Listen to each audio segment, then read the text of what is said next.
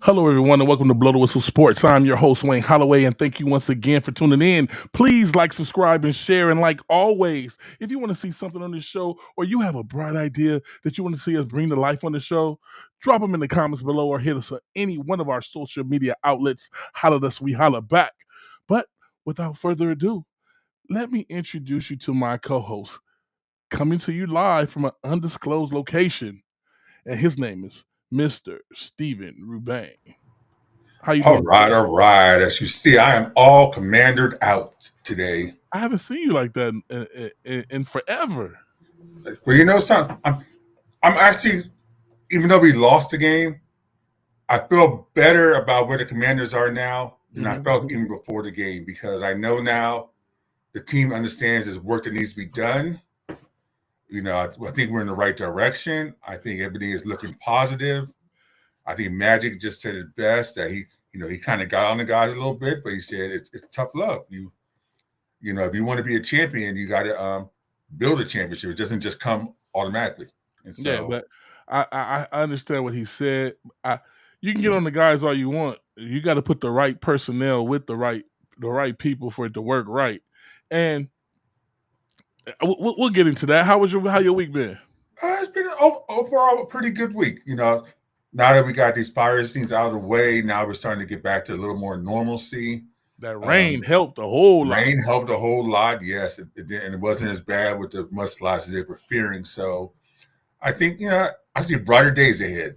You know, I'm looking forward to a week now where you don't this pro skills challenge we'll get into in a few minutes, but I'm calling it a break this week. No football to interfere with the weekend and get ready for the Super Bowl. Well, So I'm you know excited. what? And I wanted to talk to you about that. The Super Bowl. We got 2 weeks. Why don't we just talk about and really get into in depth about what's going on now, and we'll talk about the Super Bowl next week. How you Absolutely. feel about I that? agree 100%. I think this week, I think we have plenty on the plate as far as with coaching hires, Yes, as sir. far as with what happened last week in the games and kind of the direction of the NFL. So, and we got to dispel this rumor that the NFL is geared to help the Kansas City Chiefs win because Oh this yeah, is we got to talk about that. yeah, I'm because this is so picking up tired of steam. hearing about it. I know it's But but picking up. but that's the fun about it. That's the fun, and Mm-hmm. that's why we love the sport because a lot of controversy. A lot of controversy. I'll tell you like this before you even get into it. When your team, when you're butthurt about your team, you'll say a whole lot of stuff. A whole lot of stuff. Everything is uh, uh, somebody else's fault. Everything is fixed when your team doesn't do good. But I hear it all the time. But that's the greatness of fandom, though. I mean, it's been this way from the beginning of time. And so when you're a fan of a team, you're going to find any excuse, any reason to justify why your team didn't do well or why another team is doing so well. I mean, they hated the Cowboys back when the Cowboys were a power. They hated the Packers when the Packers were a powerhouse. You know, it's just they Any hated team that's in power, you're always helping them. They being exactly. helped. They just actually can't be that good.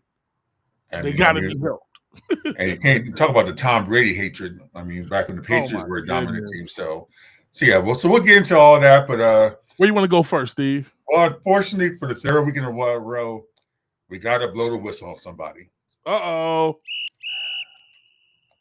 I mean, and this one's a doozy. We're talking about Jimmy Butler of the Miami Heat. So Jimmy Butler, for those who don't know, he's in his 14th season in the NBA, playing now for the Miami Heat. This is his fourth team. He started in Chicago, then went to Minnesota, then Philadelphia, and now with Miami for the last 6-7 years. Jimmy Butler right now is on a 3-year contract making $146 million. Woo! Keep that in mind. 3 years, $146 million. He's in his second year. You would think he'd be happy. You would think he'd be happy, but he is anything other than happy. Wow. So he has come out now in the last month. He's made his huge trade request. And that so being with his trade request, he's gone out and decided not only am I going to make a trade request, but I'm going to be as difficult as possible to force the team to go ahead and force this trade. Wow. Now, the problem with this is that This is the third time he's done this. He did this first when he was in Minnesota, where he didn't like the situation in Minnesota and he cried foul and cried his way to Philadelphia. Then in Philadelphia, he didn't like the situation there. He cried foul. They traded him to Miami. So get this. So the first time he was suspended, it was for contract detrimental to the team. They put him on a 7-game suspension. Right. So you think, okay, 7-game suspension, he lost $2.5 million in salary. You think, okay, that would be enough to kind of like, calm down until the trade happens. That's hilarious. Nope. You thought $2 million was going to con somebody that was getting 100. How many? 100 and what million? $146 million over 3 years. I know. Man, he dusted that $2 million off his shoulders. And this is the problem. This is where the whistle has to be blown in. When they're making just so much money, they totally lose fact of what is important, what is not important, and about being what's called a professional. It's called what is acceptable. Yeah. No matter, we all have jobs. If we have an issue with our boss, we have an issue with our situation. Either you leave the job, and in our case for us, I mean, go ahead and find a new job, or you go ahead and tolerate it. But see, the thing is, we say that he's an NBA star. Mm-hmm. But at what point do we start holding the stars accountable and start hitting that pocket? Because you can be a star. I've seen it in football.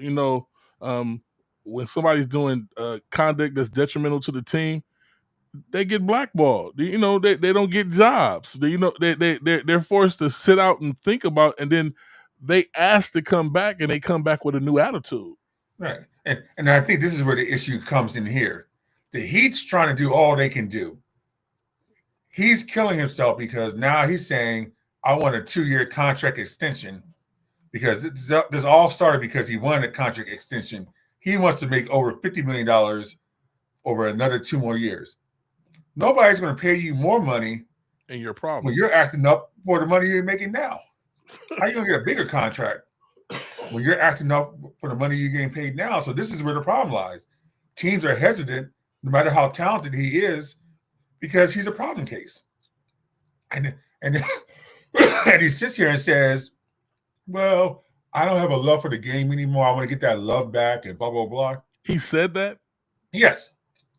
Do you know how many guys would give anything just to be able to put on an NBA jersey and sit there and say they played in the NBA? Do you know how many guys is at the Rucker that they could go pick up that could be honestly equal to this person or better? Right. And play. Why are we putting up with this type of attitude? And this is where the problem lies, is that the NBA has to step in on this one. It can't just be up to the team. The NBA needs to step in and send a message, because prima donnas can't rule the NBA, and it's becoming a prima donna league. And this guy, he missed a flight, so he got suspended the second time. It gave him a 2-game suspension. He came back, and then the other day, during the team shoot around, they said, okay, well, since you haven't been playing, we're going to let another guy start for you, because they've been playing pretty well together. He walks out of the team shoot around. Wow. So now he's on indefinite suspension for they said at least 5 games, and pretty much the situation is that he'll never play another game for the Miami Heat. This is where I'm at. And shout out to James Johnson. He just said bang bang, 9 game in the building. Accountability. And here at Blow the Whistle Sports, we are not talking bad about somebody making their money. We want somebody to get all the money that they deserve. Absolutely. But as being a person who patronizes the NBA, the NFL, all these sports events, we want to see the players on the court, on the field, or on the court, on the field, wherever it is. This is hard-earned money. We're not making the millions that you're making. So, coming from a fan's point of view, looking at these players, that is crazy, and that's sick in the head for you making all these millions to perform, and you won't perform. And won't perform. I mean, all these games he's being suspended. People who bought tickets to have their kids go see Jimmy Butler play are not able to see him, not because he's hurt, but because of his unprofessionalism. He's chosen to go the suspension route, to act like a prima donna to get what he wants. And this is why it's just not acceptable. people are not watching the NBA. the NBA the way they used to be. No, It, I'll say this much. exactly. Charles Tongue just he chimed in and said, uh, "The blow the whistle on the divas." Mhm. Hey, Yeah, I totally agree with you, I agree Charles. with you I totally agree 100%. with you that it we pay for a product and we love the camaraderie of the teams. We love seeing the teams be into it. I talk to Steve all the time. When you watch a game, you can tell the people that are there and they're passionate about the game, other than the people who are sitting on the bench like I can't wait to get home. Like some people enter it doesn't matter what sport it is, and you can just tell they're not in the game like they used to be in college. No, I don't mind people getting their money, but it has to be a healthy 50-50 to where we still get a quality product. Don't you agree? 100%, 100%. I mean, as much as I may say about Jordan or say about Kobe, nobody ever questioned did they want to play or ever questioned their professionalism towards the game itself. Love the game. Loved the game. They played, you Appreciated the know, game. 20 years with Kobe, I mean, 17 years with Jordan. Never was there a question, do I want to be on the court? Can I be suspended, not playing the game because of something detrimental to the team? And you're And so talking about at a time where people played when they had the flu. People yeah, played when they were injured seriously just because they know that people are coming paying their tickets to see right. them. To see them. Absolutely. So this is just a real stain on the league, a stain. I mean, he should be ashamed for himself. Unfortunately, I don't think he has any shame for himself for what he's doing, what he's bringing down. When people sit and say these guys should not get these huge contracts, this is the poster child for those who put that argument up. See, you gave him that huge money. Look what happened now. You're talking about being ashamed. Yeah. This is his third contract, right? Third contract. More than that. It's like his fifth, sixth contract. So he's already settled when it comes to, as people we like to say, getting the bag. He's already gotten the bag. Now he's just making sure his family has generational wealth. Right. But he's lost sight of the people who wants to see him. But when you sit there and say you don't have a love for the game anymore, the first response to all of us who just are fans and people who go through the day-to-day, retire. If you don't have a love for the game anymore, back in the day when guys said that, they retired. They said, once I don't have a love for the game anymore, I don't need to be out there. So I'm going to just go ahead and quit. I don't know how many guys we saw over the years, greats, all-time greats. But you're talking about people who on their retirement have said, hey, respect for the game. Yeah. These new divas and prima donnas, do they really have respect for the game? No, because they're all about the money. He wants that big $50 million contract a year, but then he sits there and says, I don't have a love for the game. What other job do you get there? You sit there and say that and think somebody's going to pay you money. And you know what's crazy? It's insane. The people who watch the sport lobby for them to get paid more money. We urged the college campuses to give them money when they were playing in college long ago, and look how we're being done by the product. By the product, yeah. It's just a sad look for the NBA, and I mean they got a real problem in their hands. You know, as far as stars, we talked about this last week. Where are the NBA stars of the future? Who's going to be the one to take the mantle once Curry and once LeBron retire? Who's going to be that next generational talent that's going to be able to put the NBA on their back? And that's why they don't want LeBron to retire. They don't want Curry or LeBron to think about retiring. I would think they would give them double money up under the table because that's the only draw they have right now. Oh my God, yeah. The NBA is hedging on these guys being able to get a couple more years out of them because as hard as they're trying to get somebody else to step up into that mantle, they're just not finding it. And these guys are taking days off. I mean, they remember Zion Williamson when he came out like 4, 5, 6 years ago. They thought, oh my God, this guy's a generational talent. Right. He don't want to play. He's missed 60% of the games in his NBA career so far with a variety of different injuries and refuses to get in shape. That's the deal. That's the deal. And it sticks out like a sore thumb. It's crazy. Ja Morant, they want him to be a star. LeBron is filthy rich.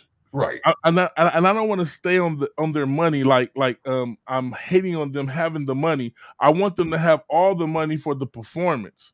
But what are we supposed to say when we get people like this guy we're talking about now that soon as he jumps into the league, he jumps into LeBron, Kobe, Michael Jordan money, not the this stupid 20, Yeah. $30 million contract. He don't have to work again ever in life again. No.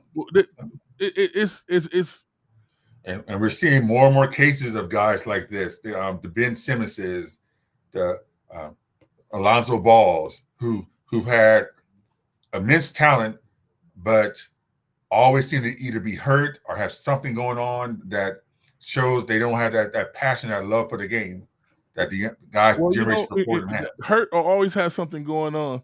I Yeah. understand being smart and understand that this is a business also. So you don't want to use yourself up because a lot of you look back at a lot of these old players, they gave it their all, and their bodies are gone. Their bodies are not they're a shadow of their former self, you know? Yeah. So I understand being smart, but just have shorter shelf spans now. You know, don't stay in the league for 20 years. Stay in it for 10. Stay in it for 7. You know, and get in, get out, get your money, and move on.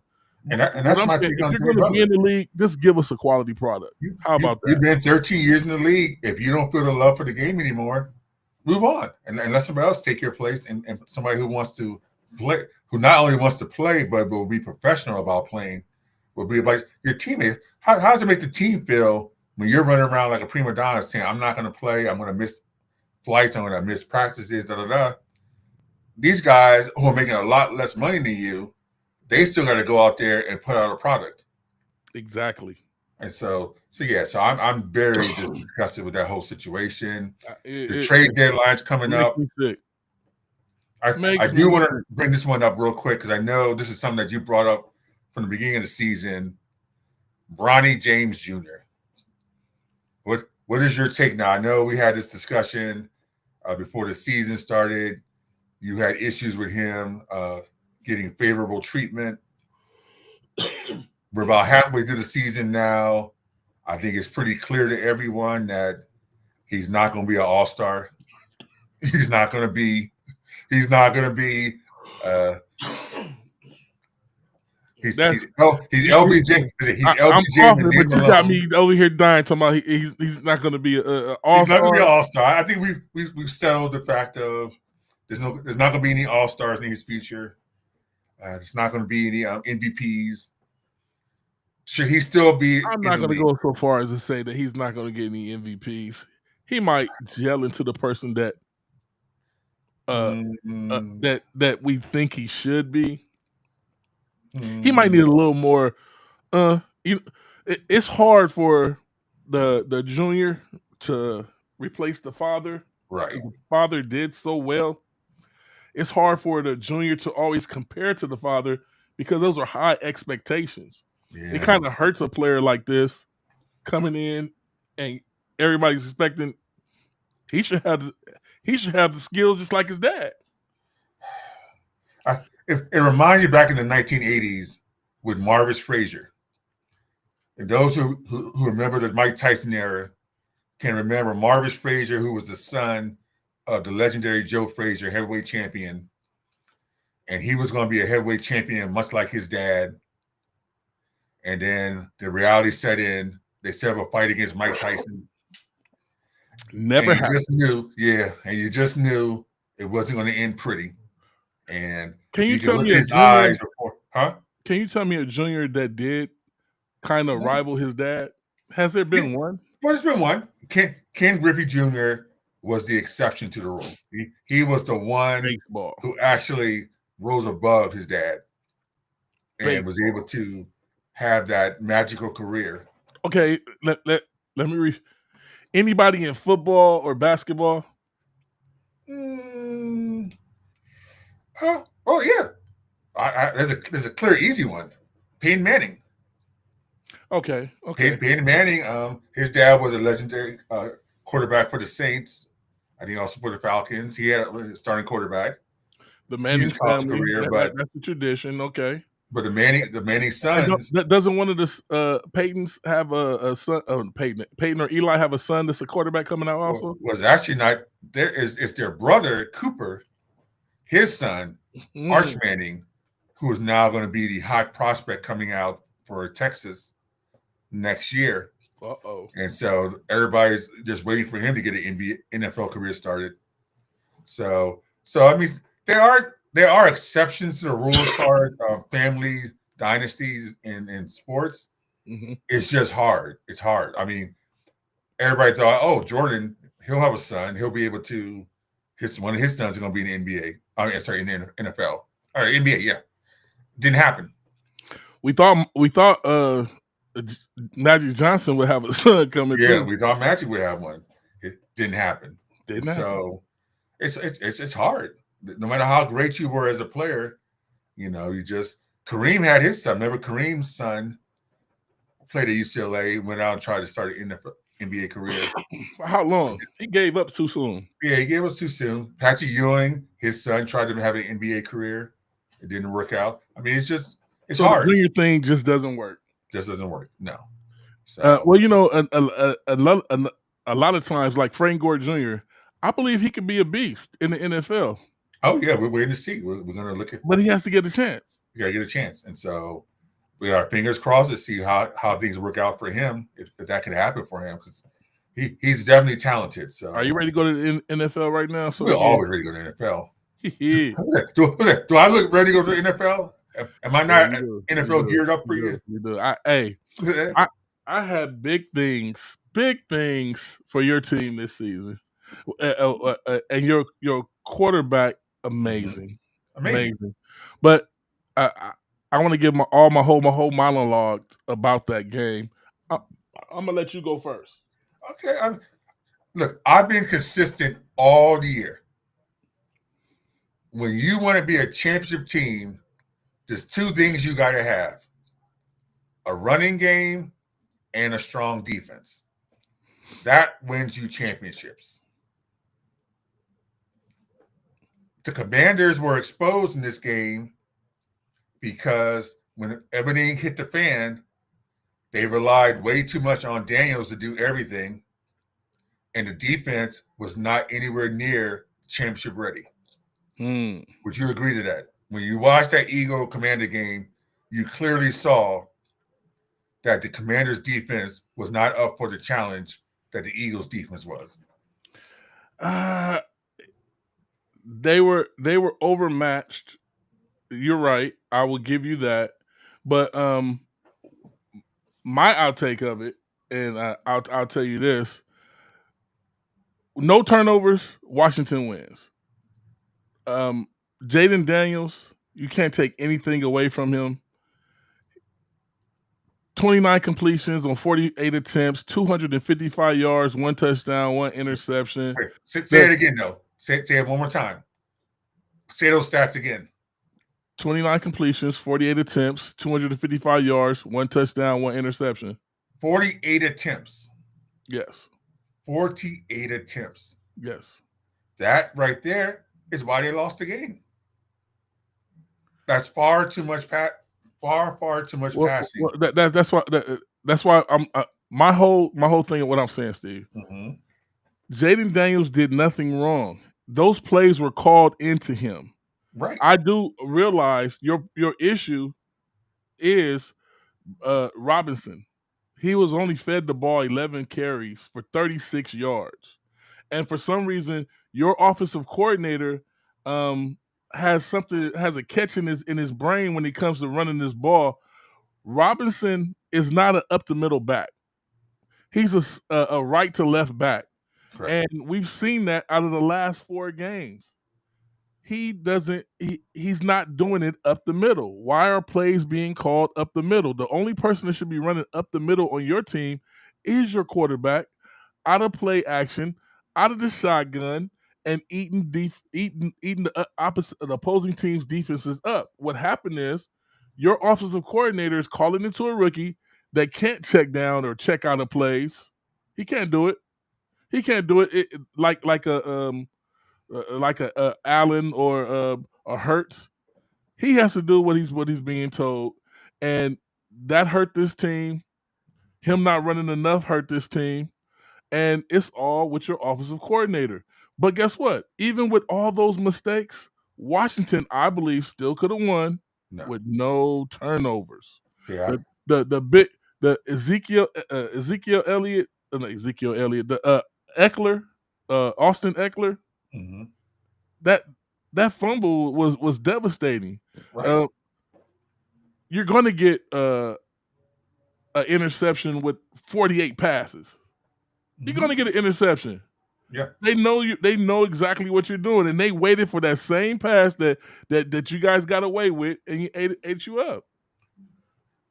Ate you up. But you know what? While we're talking about this, I'm not going to take anything away from the man of the hour, that Avenger that's over there in Philly. He goes by the name of Saquon Barkley. I'm not taking anything away from him. That guy is wow. He is what he is. He's an X-Man. You know, I'm gonna do a little different though. Yeah, Saquon Barkley is an X-Man. We know how great he is, but I'm actually going to give props to who I think was really the MVP of that game was Jalen Hurts. Wow. And I think at this point we got to really take a different evaluation on what it is to be a winning NFL quarterback, because we like the flashy guys who throw for the big yardage and do all da. Jalen Hurts just wins. He does whatever the team asks him to do. He doesn't to win the game. And, you know, he gets a lot of pushback saying that, oh, he's hurting the team, da. Jalen Hurts now in his, 6th, 7th season is playing in more Super Bowls than Aaron Rodgers, Kirk Cousins, Cam Newton. There's no put down on them. I'm saying all three of those quarterbacks were immensely more talented than Jalen Hurts. But Jalen Hurts sacrifices of himself for the team. Where he does have the talent to do what those other players did, right? But he just does what the team needs him to do. I get what you're saying. Jalen Hurts that is what we have to on 28 attempts, 246 yards and 1 touchdown, and he had 10 carries for 16 yards, 3 touchdowns. Yeah. Amazing. I mean that he does what needs to get done to win. Other quarterbacks won't do the tush push. He does it because that's what's needed to get done to win. 3 touchdowns is huge for a quarterback in the NFL rushing. And nobody else, there's a lot of people who try to copy what they do. No one does it better than them. Better than they do it. And what's crazy is like Allen and over the Bills, they got a tush push that they do, and they get stopped. They get stopped over and over again. A whole lot. And Allen has a lot of weight on him. I know he weighs more than Hurts, and for some reason, it doesn't work. Legs are stronger. What's going on over there? Yeah. So I mean, we got to give Jalen Hurts his props. I'm going to speak, like I said, I'll speak great on Daniels. Daniels was great. Way too much passing, but I think this was Jalen Hurts' game to win, and he's shown that. Of course, Saquon Barkley was huge, but when it came down to who needed to get the job done, it starts with the quarterback. And we got 2 quarterbacks right now who, when it comes to just straight winning, Mahomes and Hurts are 1 and 2. Are they the 2 best quarterbacks? No. Mahomes is. Well, yeah, Mahomes is. But I'm saying they're the best winning quarterbacks. True. You know. And the only thing I disagree with you, what you said was, I give Saquon the MVP of that game.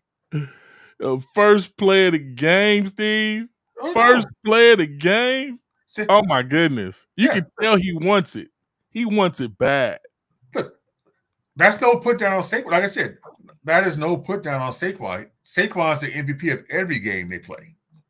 I'm sitting there saying when it came to winning time, they needed it from the quarterback, and Jalen Hurts provided. You mind if I open the phone line up? Yeah, let's do it. I open the phone line up. Let's see. You know, we have a lot of Green Bay people that watch the show, Oh yeah, Green Bay. and a lot of Eagles fans that watch the show. Yep. The Eagles fans and Cowboy fans, 49er fans that stand out. Are there But still I Cowboy know fans the out there? Eagle fans Is it, will want to call in. do we still have Cowboy fans out there? Yeah, you got to I run up heard, on them, and when you run up on them, they're still very vocal. They're still very okay. vocal, and Okay. they're still in their delusion. I want to hear what they think about Brian Schottenheimer. Out of all the coaching prospects out there, they hired the offensive coordinator who wasn't even calling plays for the offense. They hired the offensive coordinator who wasn't even calling the offensive plays. But you're trying to make fun of a team that paid Dak Prescott. Wait a second. They paid him. He I deserved to get. understand CeeDee Lamb, but they paid Dak Prescott He also. deserved to get paid. I don't put on Dak Prescott the fault of the team. Hey, if you want to call in, the number is 1-909-844-4443. We are talking about the conference championship that just passed, and just talking about how great the players played. No shame on any side. Washington wasn't even supposed to be there. No, They got a and young that's why I said, rookie that willed them there on his shoulders. right. And once they got there, I went out on a limb. I went with you guys. Yeah. I went with you guys. And the only reason I went with you guys because you guys had hot hands. Well, no. It was a love story. Let's be honest. We all fell in love with Jaden Daniels. We all fell in love with the idea of love, the idea of this organization that's been down for so many years. Dormant. Dormant.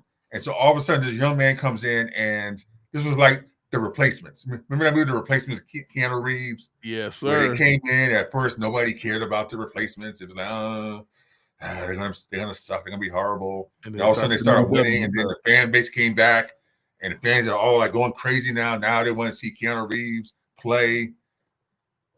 That's what the Commanders were this year. It was feel-good football, and well-deserved feel-good football.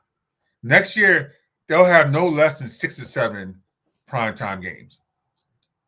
You be guaranteed they're going to be in all types of Monday night. Conference, we know the power has switched. The Cowboys have dropped to number 3. The Giants are at number 4. The Eagles are at number 1, and the Washington Commanders are at 2. And that's it. We know how it is. That's how it is. And so it's a great feel. Like that. While I didn't want to see them lose, I'm actually, like I said, kind of happy that they lost how they did, because it now puts all the pressure on the organization. I think we talked about this on the phone after a while. You mentioned how you think they might take a step back next year. Who? The Commanders. That harder schedule. They might not be as good this year as they were last year as far as with the. Well, the sophomore year for a quarterback is supposed to be their roughest year, right, in the NFL normally. But we've been seeing some exceptions to that. And this guy that's on your team, I don't see any of that coming from him. He's played. It looks like he's played the game before. I don't see any step backs for the Washington team, as long as you guys go out there and get you a bruising back for up the middle purposes. And your offensive coordinator knows when you have the right personnel to go up the middle, then call that play. Yeah. Steve, that play didn't work for 4 or 5 games, and he kept calling it. They kept doing it over and over again. Yeah, and then he even got worse at it, where it was a few times he called the up the middle play where he put the back in the backfield and he had to run all the way, and then he got stopped he lost like 2 or 3 yards each time they did that. Yeah. But they kept on doing it. The good news is that there's quite a few free agent running backs this offseason. A big name out there is Aaron Jones. I did my homework with you guys. You guys have a lot of money to spend. A lot of money to spend. You can pick up some key people, and your quarterback play the way he played, he can be back right in the same position next season. And that's why I was saying that the organization can't take a step back. They got to go out there and be extremely aggressive this offseason with free agents, with the draft. If you want to call in the 1-909-844-4443. I didn't mean to cut you off. Go ahead. Yeah, good. I said we want to hear what you have to say. So yeah, organization, like you said, running back is an obvious one, but they also got to get a number 2 wide receiver to go alongside McLaurin. As far as I'm concerned, Daniels is untouchable. Right. McLaurin is untouchable. Right. Anybody else on that offense is touchable. You can anybody else can be replaced on that offense. I hear what you're saying. Who, Zach Ertz needs to come back and then have another tight end work up under him. You cannot get rid of Zach Ertz. That was a big plus for you guys. Well, it's going to be a question. He wants to play again. He's already come out and said he does want to play one more season. He needs to be on you guys. He needs to train you guys need to draft a tight end to train it right up under him so he can soak up all that knowledge before he leaves. Right. Well, they do got the guy who is his protege, the guy Sennett. He was the one. Remember the pass play with the punter threw the ball to the tight end. Right. So that's supposed to be the tight end of the future for the Commanders. So okay, perfect. He needs another year. Yeah. So we'll bring Ertz back. Okay. But everybody else, it's up for debate. They need to be on a case by case basis. Eckler, I don't know. I don't think his days are done. I just don't think you have. The problem with Eckler is that he had 2 concussions this year, including one that had him out for 4 games, where he admitted to the fact he had no clue where he was until almost 8 hours after the play happened. Wow! For a running back in his 8th year, which we've discussed it before. Wow, 7-8 years is a long time for an NFL running back. Yes. When you're talking about an 8-year running back who now is having concussions, he needs to really sit down and think about, is this what he wants for himself? But for this team, he's not the right running back for this team. Right. Robinson is always is the same person as him. If you're looking at it from my position, right? You guys need. I'm with you. Like I said, I agree with you 100%. Running back has to be a top priority. Now, and they can wide receiver, is Brown a rookie? No. Brown's been around for about 3 or 4 years. Okay. So this is the first year he's actually got a chance to show what he could do. Now, what about Ziacius? The other. This is his 2nd year, so he's in his 2nd year. Both, honestly, your wide receivers look fine to me. I just think they need to step up. Right. I don't say I'm not a step up guy. Another wide receiver. I'm not you either got it or you don't got it. Yeah. And well, so we say they need to step up because a few games McLaurin was double team and triple team, and those guys they did it for you. The only reason you advanced was because of those 2 guys. So put another guy in the mix out of the draft or a guy that's proven to make everybody step up, because when it's a dog fight to see who's going to get the start. Yeah, that's when people start making plays. There's a ton of wide receivers who are free agents this year. When we get to our free agency show, we start talking about all the guys who are out there in free agency. Right. There's numerous wide receivers out there, so they can go out. Let's say with the money they have, they can go out and buy 2 or 3 wide receivers, no question. So I don't see any reason why we have to ask anybody to step up. Well, there's ready-made guys who right now can come in and be better than what they're providing. Well, I heard what you said, but from my point of view, what this team did with addition a bruising back and a wide receiver and maybe some additions on your defense just to tighten it up. Right. My goodness, because your defense is already right there. Just a couple of tweaks. Yeah, you guys are right back there. Yeah, right back. I mean, we got some guys who are going to be coming back. Deron Payne, who was out for much of the second half, when he comes back with Jonathan Allen, that defensive line is going to be a beast. We know what Wagner brings. I think Wagner's still good for another year.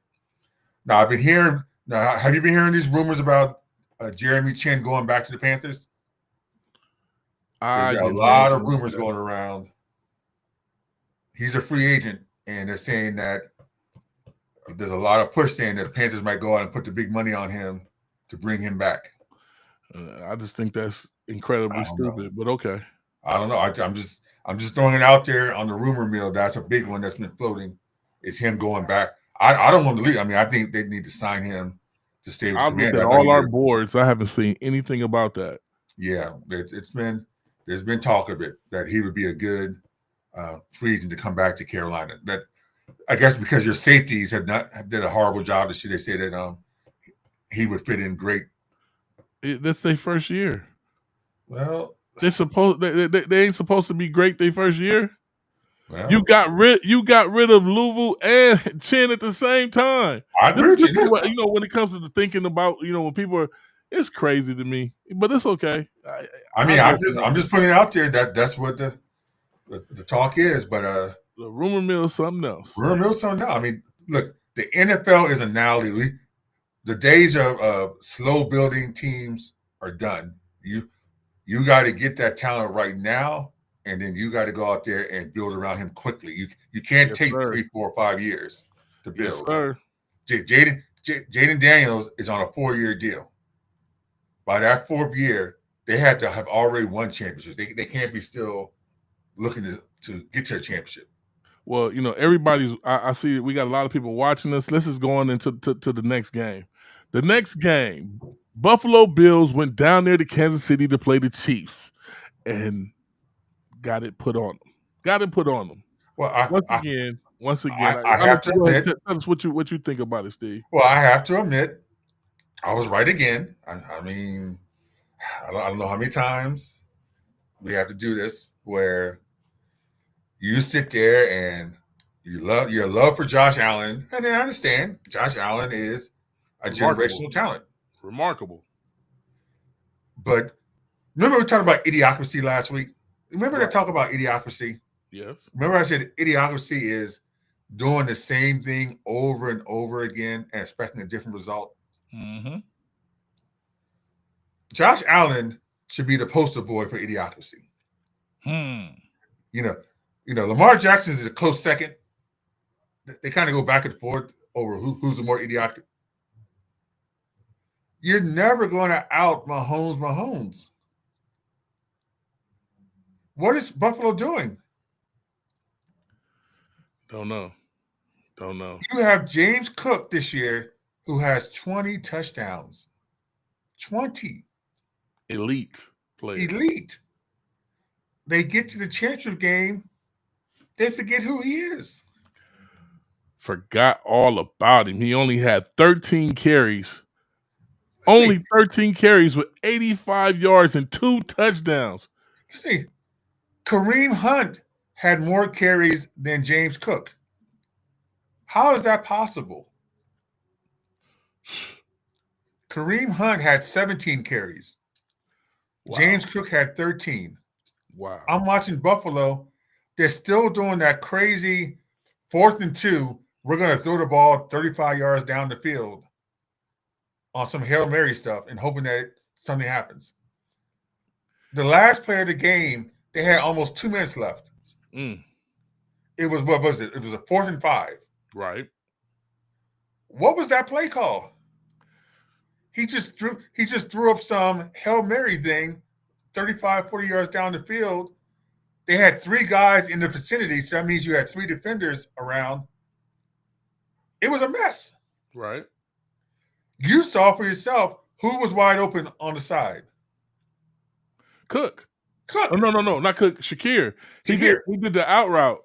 Yeah. And he was running. He was wide open. He could have got the 5 yards, but he already knew who he wanted to throw it to the ball to the right, and he never looked back to his left. You only need 5 yards. Why are you trying to throw the ball 35, 40 yards down the field? Number one, it didn't make sense because there was still plenty of time on the clock. You don't want to score too quick and get the ball back to Mahomes. Exactly. So set up a play where you have some kind of dump off. Running back. He had to have the ball. I mean, way before then, because the time was running out at that time and they had no more timeouts. Yeah. But set up a play where at the very minimum you get 5 to 10 yards at the most. Right. Something that is going to keep the drive going. Exactly. They went Hail Mary. It's a desperation. ball fluttered up in the air and luckily fell to the ground without And getting that's intercepted. happened the last 3 years Last 3 in years, their games. Um, and I it's think this is insane. why Diggs got tired of this team with the nonsense. Yeah. You can you know what it is, Steve? Mhm. I'm gonna say it, and I'm gonna say it clear. It's Patrick Mahomes scares people. He scares you. As soon as he shows up in the building and you see him run out on the field, you're immediately scared because you know this man is not going to make mistakes. He's not going to He's make all about mistakes. he's He's all going about winning. to run the play Yeah. the way the play was called. They ran it all week. The game plan that Andy Reid puts together for the Kansas City Chiefs is impeccable. Nobody can stop it. Nope. Nobody can stop it, and it's become evident. It's so evident that they're cheating. The refs are helping them. I know. The It's refs are crazy. helping them. Oh my goodness! I know you can call a holding play on every call, but why do the Chiefs always? Why are they Yeah. helping Patrick Mahomes, Steve? They're not helping Patrick. I mean, that's just like I Kansas said, City's that not just even goes a back major to idiotic. market. It's Yeah. turned into a major market because of Patrick Mahomes. Yeah, but KC is not. But that's the thing. KC is the greatest thing for the league because it's not a major market. It's only become great because they have a greatness at the quarterback position. Yes, a greatness. Greatness. The ratings were through the roof. This was the highest rated AFC Championship game in history. 77 million people watched the Bills and the Chiefs. And the reason why I picked against them, let me point out the end of the last season. What did I say? Kansas City, right? Kansas City. And I got to the Bills, the Washington Commanders would have been a beautiful Super Bowl.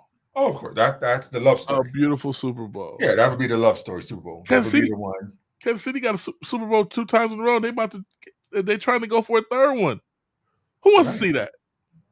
Don't nobody want to see Kansas City win another Super Bowl but Kansas Yeah. City Chiefs fans. Right. Come on now. But the great thing with the NFL though is that we're still going to watch anyway. As angry as we are getting KC back in the Super Bowl, we're still going to watch. You know, I guess I'm the only one that's not angry because I knew what was up. I knew what was going on, and just like you guys can see the talent that Patrick Mahomes has. My Yeah. goodness. It's me. Oh my goodness. And he has the best coach in football. The week before, Andy Reid had him don't throw to anyone else but the tight ends. This is all they're going to have to look at all week long. They can't check Andy Reid's game plan because every week he comes in with an impeccable game plan. And I believe, because I've seen at halftime, he has more than one game plan. Did they go to game plan 1, 2, or 3? And he can change it in the game where they already, I'm putting too much on it. I might be putting too much on it, but from what I see, it's orchestrated to where the defense comes in blind, not knowing what Kansas City's going to do. He's number one right now in coaches as far as with in-game adjustments. There's no question. There's not even a close second to where he is as far as being able to make adjustments. Seeing something's not working, yeah, and make an adjustment on it. I'm not gonna just sit there and just keep doing the same mistake over and over again. We're gonna do something different, or we're gonna put somebody else in to make it different. So the close second doesn't even play in the NFL anymore. I think he's at North Carolina. He's in-game adjustments. Oh yeah. Belichick. You had Belichick. You had Joe Gibbs back in the day. I mean, you had all-time great coaches. Walsh was one, who understood something wasn't working. It's time for somebody else to step it up. There it is. So the Chiefs. I mean, as much as people hate to see it, I mean, we definitely now got to put Mahomes in that all-time great category. Was it 6 years starting, 6 AFC championships, 5 Super Bowls? Mm-hmm. I mean, I'm gonna go ahead and put this loss on Josh Allen's shoulders. At some point, Josh Allen, you are great. At some point, you got to take it out of the coach's hands and understand that you have great players all around you. They've surrounded you with the team that you need to have. There's no reason for you to go 30 yards down the field every game. Right. Or not every game, but at the Every end every big trying to game. get You a want to say first every down. big game. Every big game is just like, I got to get it all right now. Like, Right. I don't.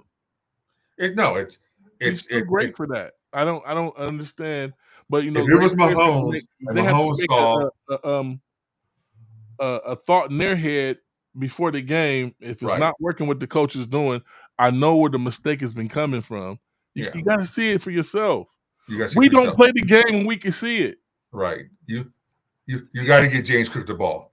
If the coach calls in and says we're going to do this pass play at the line of scrimmage, you got to sit there and check down and get the ball to Cook.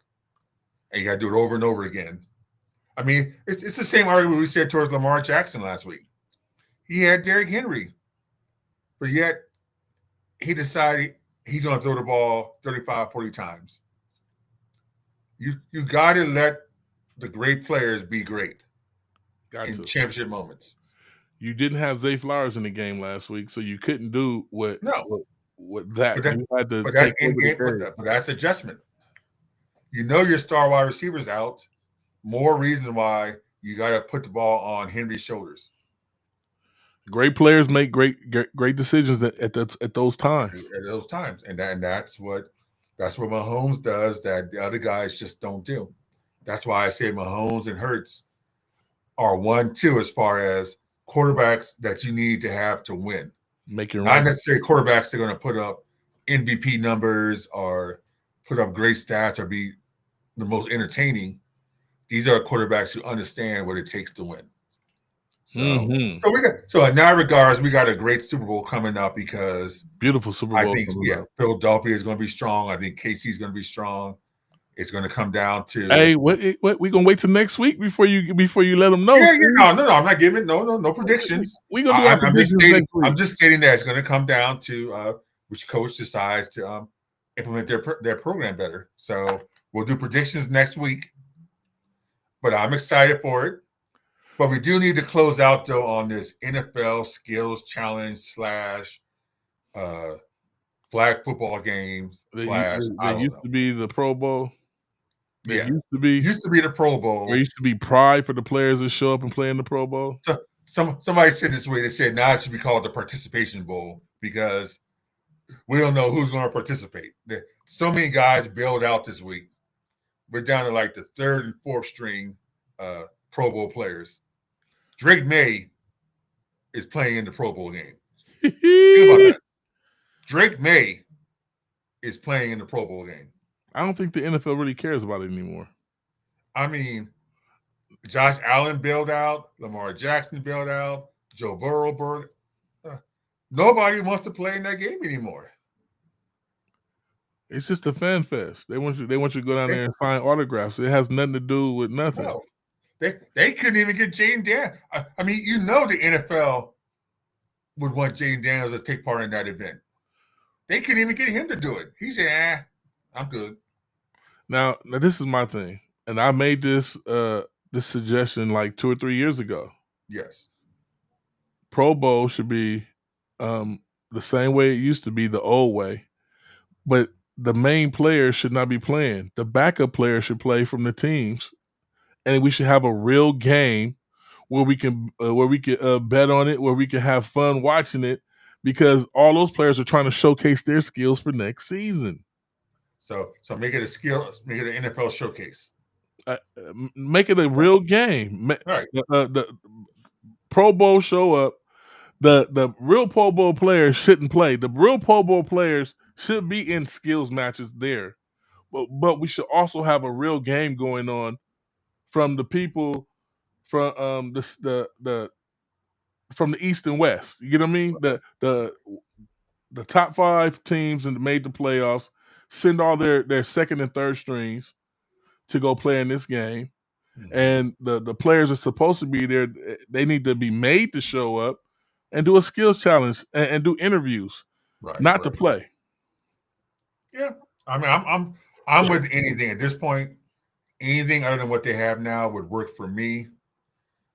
I'm just I can't see myself putting any time and energy into watching. I might peek in a little bit on Thursday to see how the skills challenge goes. Mm-hmm.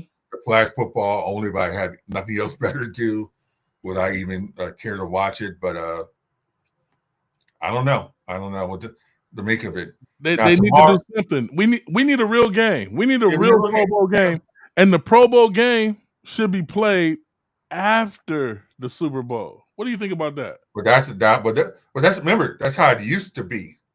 For many, many, many years, it used to be the Pro Bowl was the game after the Super Bowl.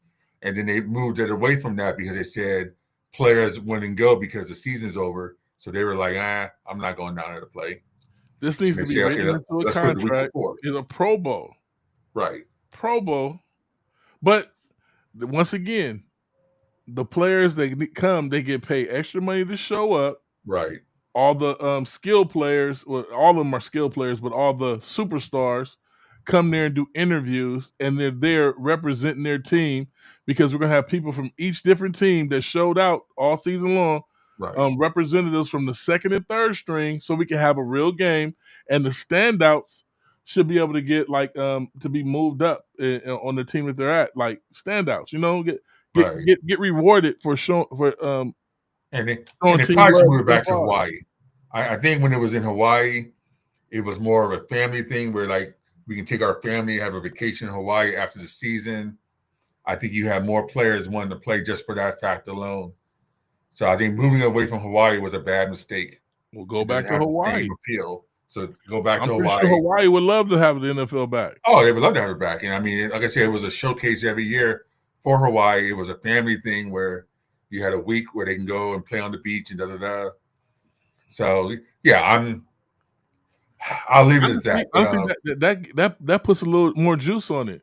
Right. Why don't we do it like in Hawaii this year, in the Barbados one year, and take it to different destinations where those players, you give them a resort for them to all relax. A resort for them to play on. Yeah, resort vacation. They have something to look forward to. Yeah, I'm with you.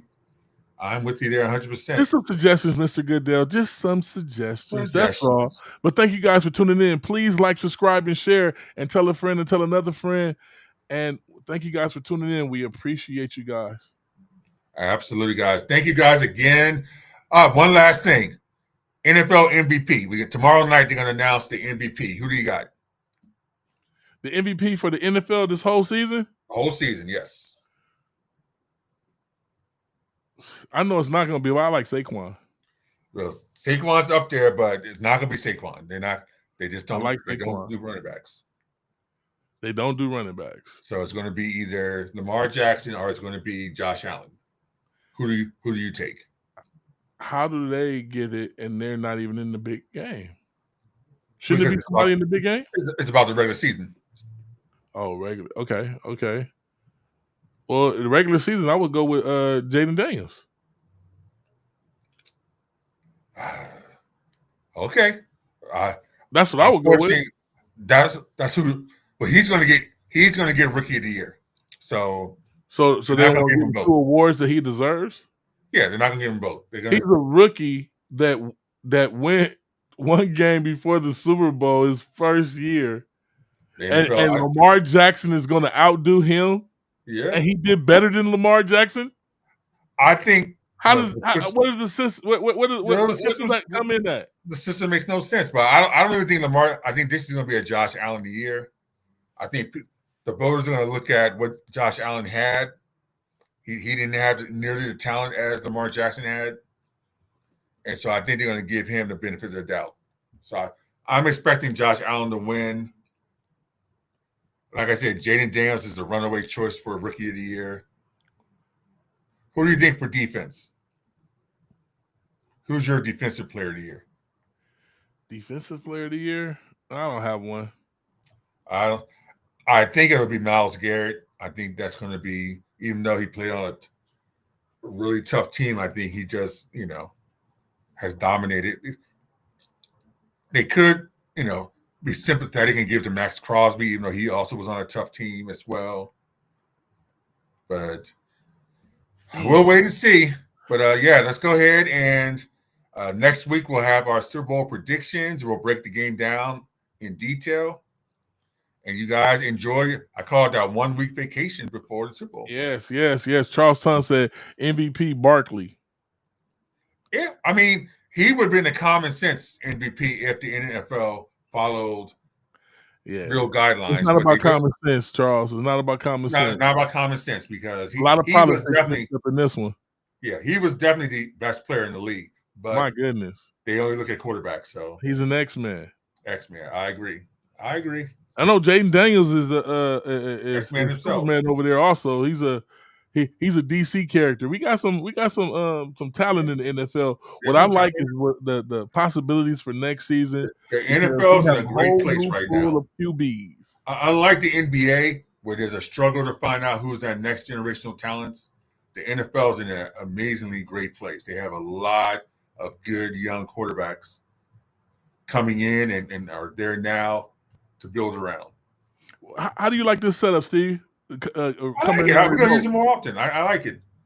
This is really good. Yeah, I like the Commanders gear, Steve. This is the first time I've seen you represent like this. Listen to me. I went from 2 years ago. Remember, for a year, the Commanders hat was under the seat. I refused to wear it until he protested for a while. Speaking of that, they had an article talking about Daniel Snyder, who was ex-owner, and he's been exiled to England, and he's hating how great the team is doing now. He can't stand the fact, even though he got $6 billion out of that deal, he can't stand the fact that the team now is winning without him, and the fan base has now come back. I heard rumors of you guys might change your name again. That's a big rumor.